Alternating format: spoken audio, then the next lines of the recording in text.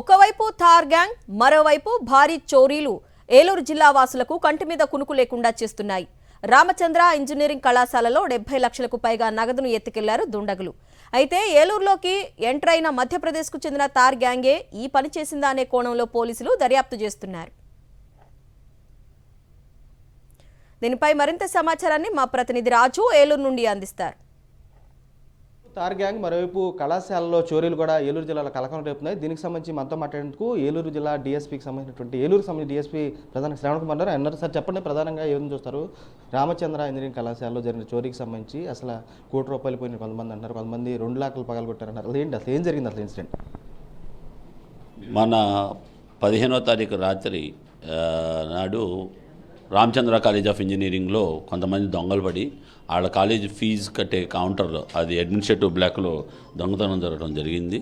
1 persons ఈ administrative బ్లాక్లో ఉన్నటువంటి ఈ ఫీజు కౌంటర్స్ దగ్గరికి వాళ్ళ దగ్గర ఉన్నటువంటి తాళాలు బ్రేక్ చేసుకోవటం, లోనికి వెళ్ళటం. అక్కడ ఉన్నటువంటి 2 లాకర్స్ ఉన్నాయి, ఒకటి స్మాల్ లాకర్, ఒకటి బిగ్ లాకరు. స్మాల్ లాకరు చేతికి వచ్చేసింది, దాంట్లో ఉన్న క్యాష్ అది తీసేసుకున్నారు. అక్కడున్న వాళ్ళ సూట్ కేసుని తీసుకోవటం, తర్వాత కొంత పెద్ద లాకర్ని చాలా దొర్లించుకొని తీసుకెళ్ళి వాళ్ళ క్రికెట్ కాంపౌండ్కి దగ్గరలో ఉన్నటువంటి వాళ్ళ దగ్గరికి తీసుకెళ్ళింది. అక్కడ ఒక రాళ్లతో బ్రేక్ చేయటం లాంటిది జరిగింది.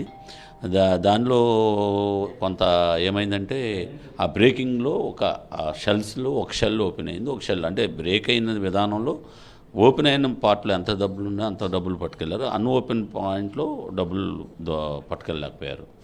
అయితే క్రూజ్ టీమ్ సహాయంతో ఇన్వెస్టిగేషన్ స్టార్ట్ చేశాం. టోటల్గా మాకు దాంట్లో కనపడటం ఏంటంటే ఒక 6 వ్యక్తులు ఇందులో కనపడుతున్నారు సీసీ ఫుటేజ్ ప్రకారం చూస్తే.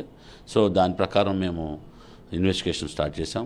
అక్కడ ఈ లాకర్స్ ఉన్నాయని కానీ, లేకపోతే ఈ క్యాష్ చెస్ట్లు ఉండటం, ఇవన్నీ కూడా అంత ఈజీగా ఉండదు. సంహౌ దేర్ మేబీ రెక్కి అవన్నీ కూడా రివీల్ చూస్తున్నాం. అసలు పాయింట్ బై పాయింట్ టీమ్స్ అన్నీ కూడా డే అండ్ నైట్ వర్కౌట్ చేస్తున్నాము.